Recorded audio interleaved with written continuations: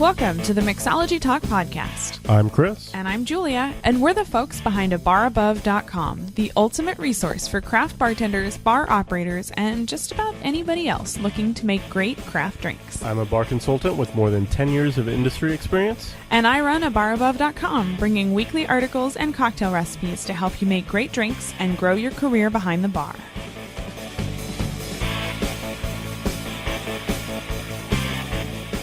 This is episode number 110, and this week we're going back to a little bit more of a career-oriented question. How do you get promoted behind the bar? This isn't just for bartenders looking to get into management. It's also for barbacks and folks who maybe you're a bar manager and you're looking to be a GM, all that sort of stuff. So let's get into it.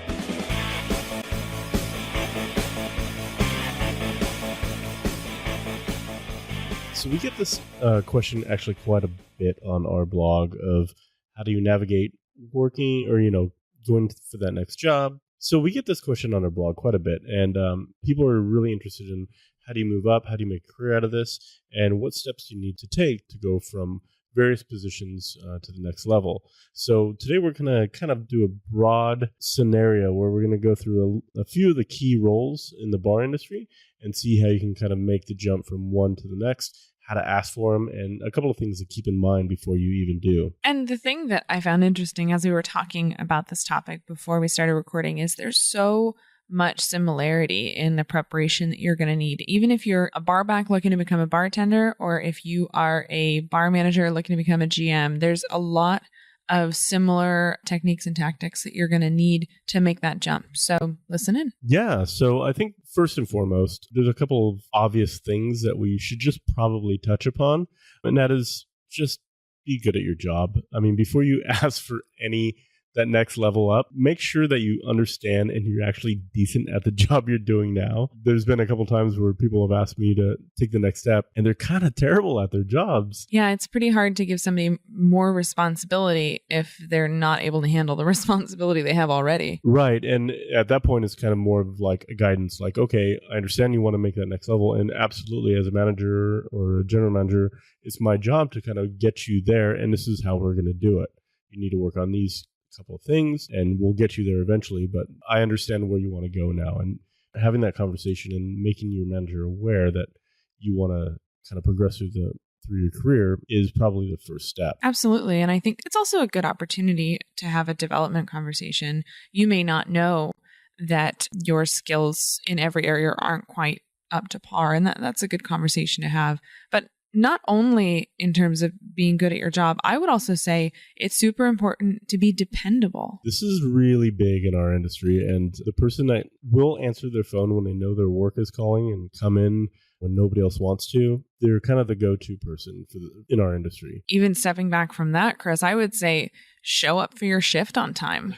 Don't call out sick all the time. Don't show up drunk. Maybe I have really low standards, but all seriousness, if you are a great employee in whatever your role is, and you both do your job well, but you're also just a good person to work with, you're consistent, you are trustworthy, you're always there when your shift is supposed to start, there's a lot to be said there. Yeah, no, it truly is. The less flaws you have, the more in a better position you are to take the next steps and, to show the competency in what you're already doing and show the initiative and kind of get to the next level. It does, the basics are huge when you're trying to move up. Absolutely. And you made a good point about initiative though, too. I think that's definitely important, as well as working well with others. Yeah, absolutely. So that's going to find its way into any position you want to go to, any leap that you want to make in your bar career. Just have those basics down, understand your job, show initiative, be dependable. All these things are really important in the business. So let's focus on very specific jumps. So the first one that we're going to talk about is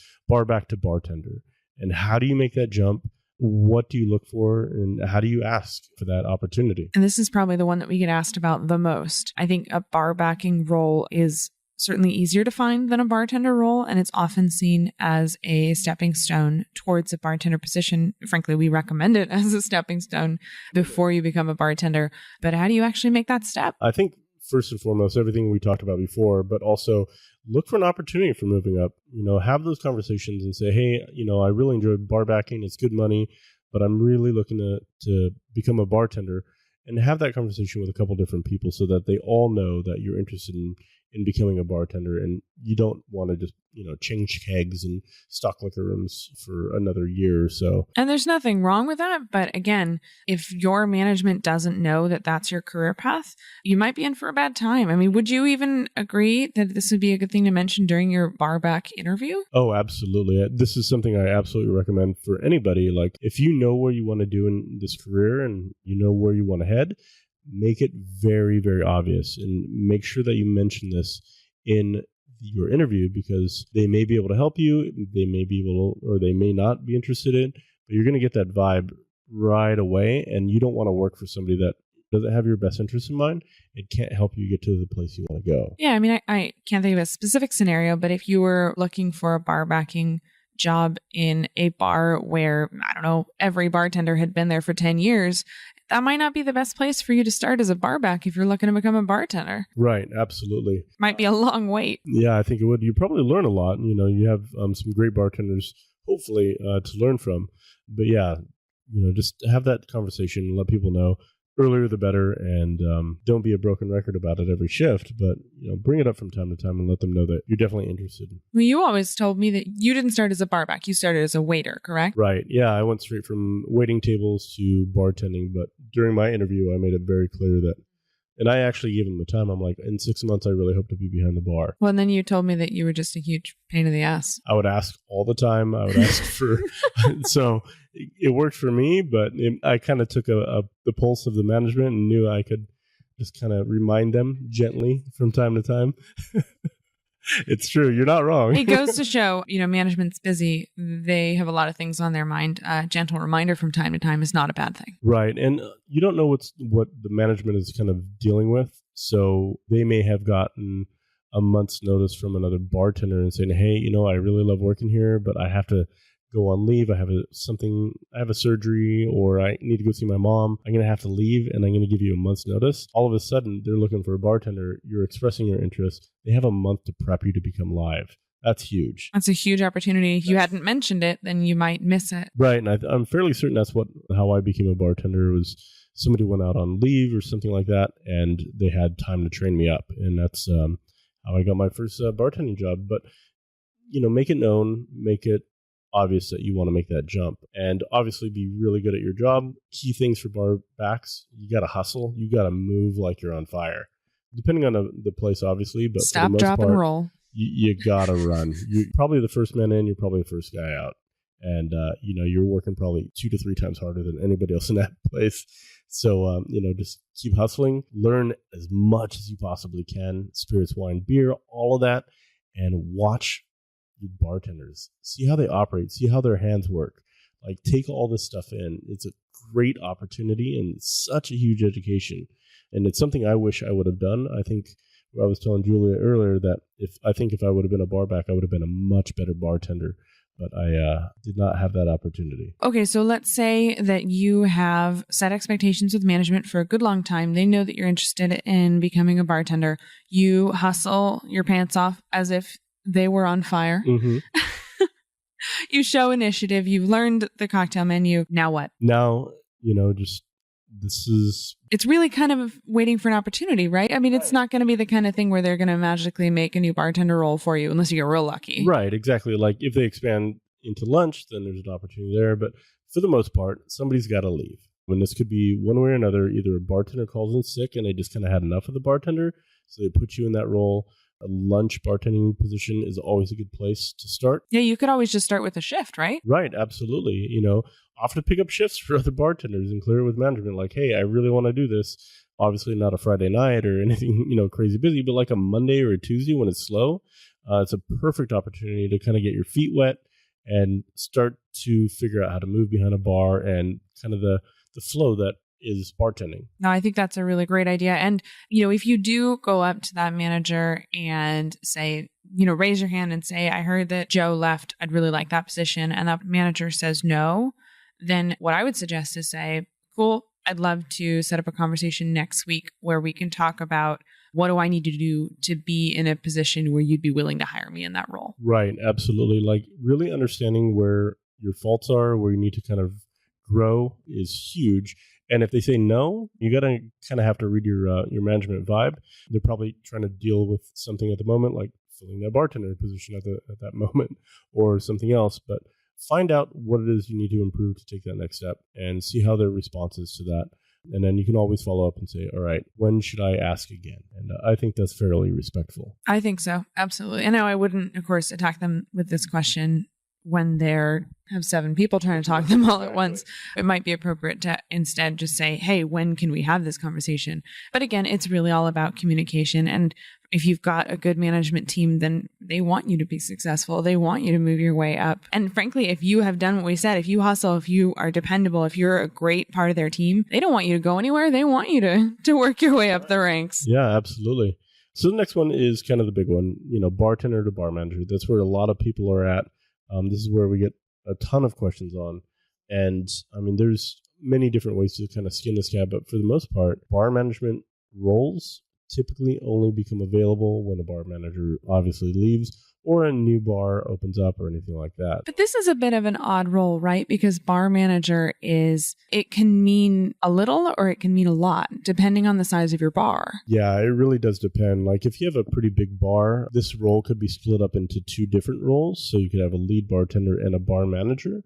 So there could be overlap there, but I think for the most part, what we're talking about is small-ish bar, restaurant that doesn't have a lead bartender, but does have a bar management role. But I would actually, tell me if I'm wrong, Chris, but I would almost say that a lead bartender is almost a stepping stone to bar manager, right? So if you feel that jumping from bartender to bar manager is too big of a leap, then finding a role as a lead bartender, or frankly, even proposing a role as lead bartender to your management staff, you might just create your own job. That's kind of what I did. I thought so. I was wondering if I was remembering wrong. No, and this is kind of the best of all worlds, really, to become like a lead bartender. It can vary from place to place, but you have a lot of creative control over the menu. You get to develop recipes.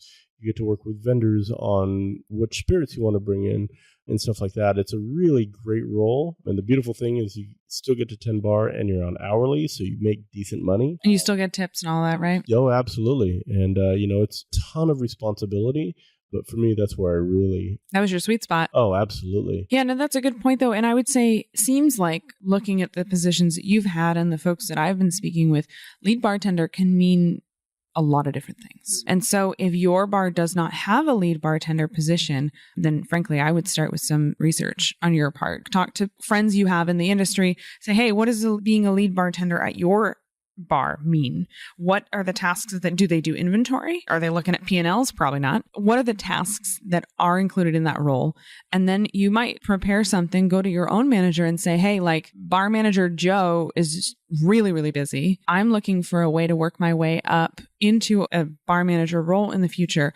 I'm thinking maybe I can help take a few of these things off his plate. It's a great development opportunity for you. Bar manager Joe might very much appreciate being able to go to his kid's soccer game. It really could be a win-win-win. Oh, absolutely. And I mean, you're taking so much off of a bar manager's plate by having a lead bartender position. The bar manager can really focus on his role of controlling costs and working with vendors and the nuts and bolts of the business of bar. They get to really focus on that and inspiring the team and building the right team and all that. And then the day-to-day stuff, the cocktail menu generation, all that other stuff we talked about could be the role of a lead bartender. Typically, it pays a little bit better than the bartender on hourly rate. It did for me anyways. You negotiated a slightly higher hourly rate, if I remember correctly. Yeah, I did. Because you were still getting the same, obviously your tips didn't change. No, so I got higher pay. Typically, you get preferential shifts. Obviously, you have to be a good bartender, first of all. You can't be a slow bartender, and you're just not going to get respected in a lead bartender position. So you got to be quick. You got to be able to make money. But yeah, it's a great, great role to be able to put yourself in and develop yourself in a career. So it's a really great call. So then if you are either a bartender in a smaller bar or a lead bartender in a larger bar, do you have any suggestions for somebody who's looking to get into that bar manager position? Yeah, I think with this one, it's really about kind of hanging up your shakers and really starting to focus on spreadsheets. You make it sound terrible. No, I like spreadsheets, and that didn't even sound like fun. That's what you're signing yourself up for, just full transparency. No longer shaking cocktails, or very rarely, depending on the restaurant or bar.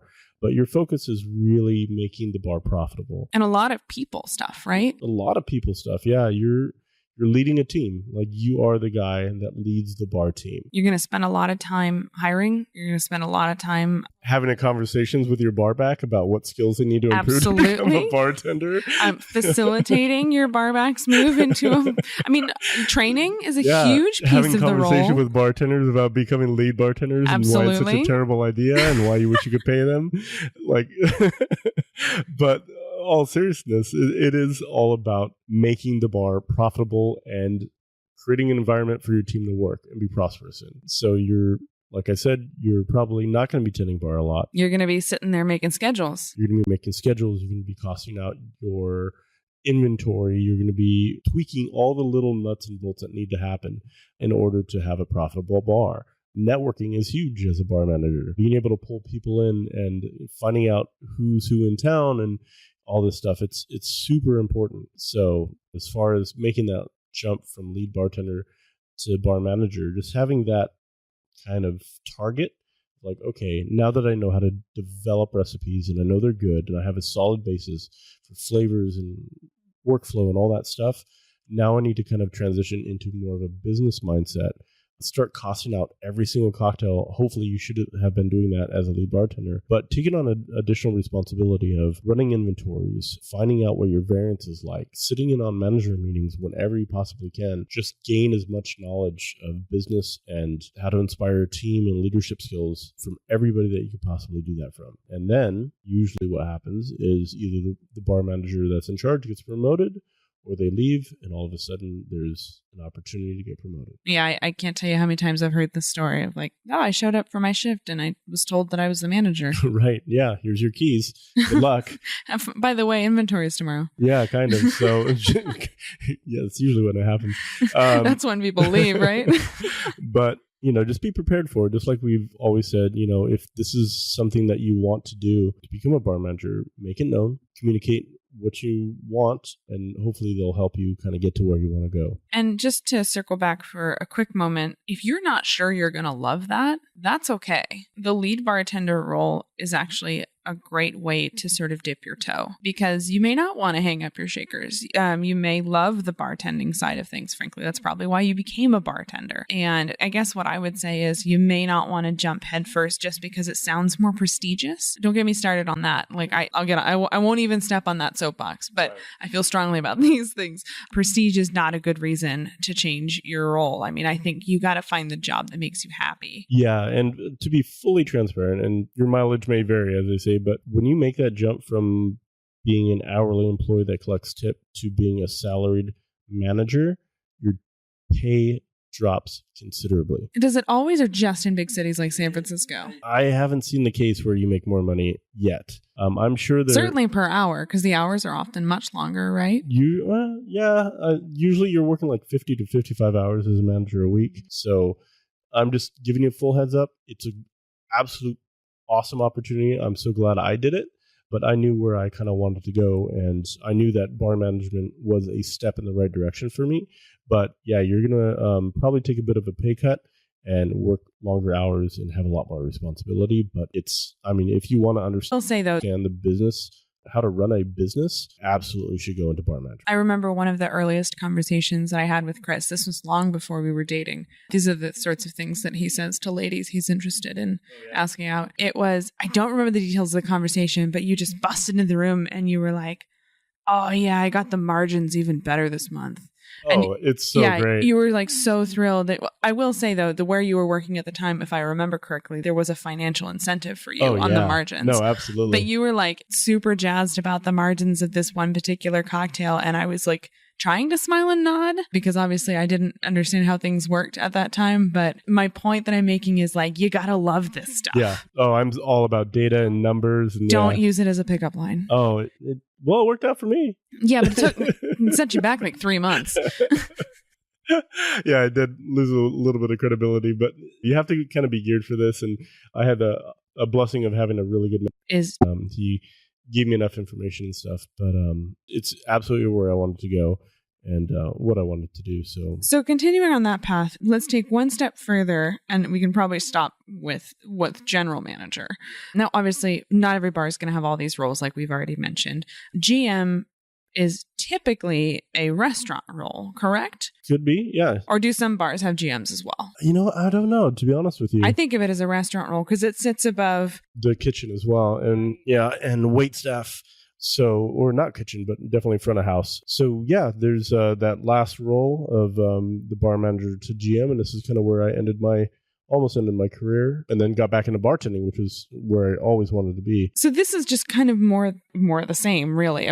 It's even more of leading a team. Now you're leading a team of managers. It's even more strategy, even more spreadsheets, all of that stuff. So if you're finding that you're absolutely jazzed about the bar manager role, you just want more, then do a great job at the bar manager role and work your way up. But the question I would have for you here, Chris, is do you need to get that experience outside the bar?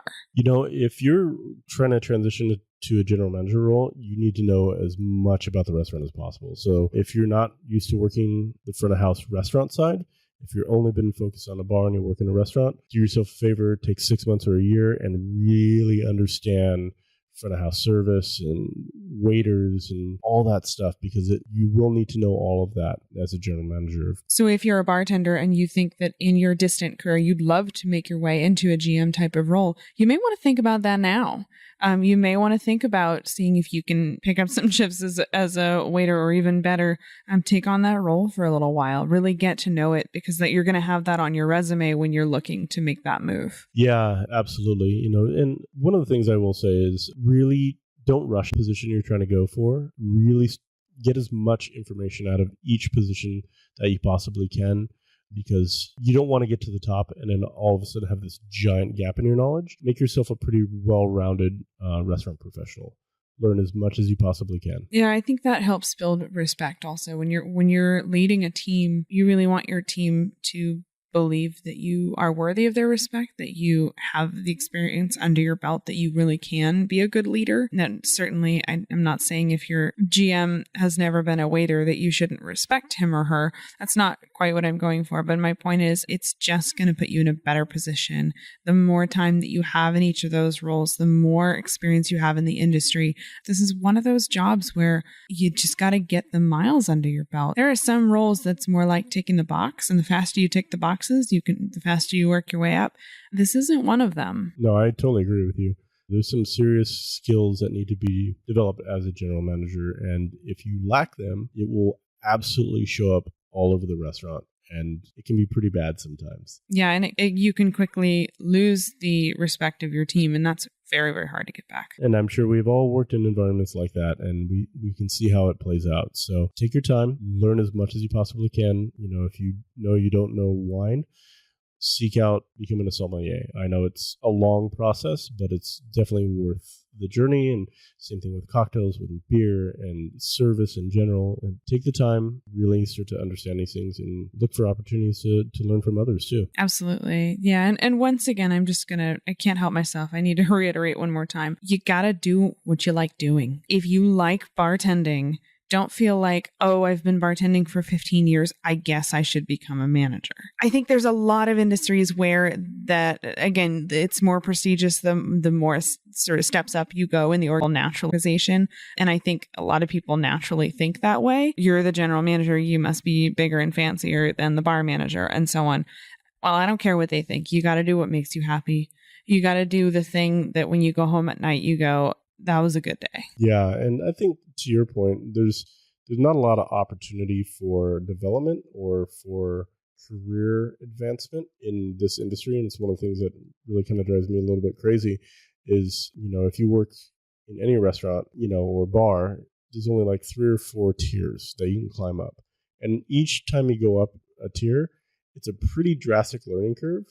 And there's not a lot of support to make those jumps. Yeah, there's not a lot of transitional roles in the bar. It's a lot of like, okay, you're doing a good job at this. Well, the manager didn't show up today, so sink or swim. Right. So, just know where you're headed. Know that this is, if you want to become a general manager, what's your reasoning? Why do you want to do it? Is it for the money, prestige? You're probably doing it for the wrong reasons. If you want to have a really great team behind you and build a team and run a profitable business and start to do outreach in the community and build this great restaurant that this owner has a great idea for, then that's kind of where you want to go. Absolutely. And if you're not sure, then again, just ask questions.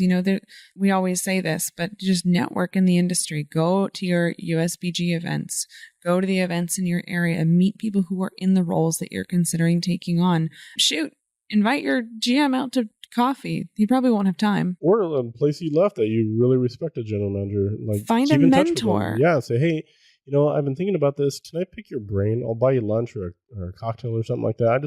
I got a couple of questions. It really is beneficial. And this is where a lot of those skills or personality traits that we continue to talk about, of being a nice person and playing nice with others, really comes into play here. And being a hard worker and being respected, all these things will catch up to you in the end. Yeah. Now I think the only step up from GM starts to be ownership, and that's a whole different path. Yeah, and that's another podcast for another time, I think. No, and I mean, there's other opportunities out there. You can become a bar manager for a multi-unit place, which is always great. And then I've never done that, so I can't speak to it. But I'm sure if you made that known and all that stuff, I'm sure the track is very similar. Invest your time. And then, of course, there's a whole bunch of other career tracks as well, which we probably don't have the time to get into today, but there's sales, there's marketing roles, there's brand ambassadorship, there's all sorts of other stuff in the industry. But no matter what you're doing, again, I'm just going to say it's a small, small world out there. You really want to have a reputation for being a great person to work with, for being a hard worker, for being somebody who's truly dependable. And if you can do that, then you can kind of write your ticket. Yeah, no, I absolutely agree with you. So do a good job. Find a job you love, and then take your time getting there. That would have been a way shorter episode. I know. Done. Oh, sorry.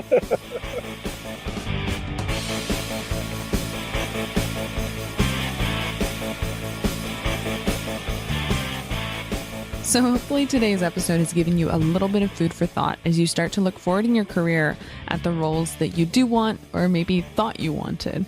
And hopefully we haven't scared you away from the management path too much. I love spreadsheets, so I'm really not the one to ask. But again, each of these roles is very, very different, and there's nothing wrong with finding a role that makes you happy, even if it's not the very, very top of the organization. By the way, I think we do have another episode coming. We're going to be looking at some listener questions that have been sent in. So if you have some questions of your own, head on over to the show notes at mixologytalk.com/110. That's 110. And there should be a link on there somewhere to send over your questions. We do love answering those questions, so I hope you'll consider sending them along. Thanks so much. We'll catch you in a couple weeks. Cheers. Never miss an episode by subscribing in iTunes or YouTube. And as always, check out the show notes by clicking on the right.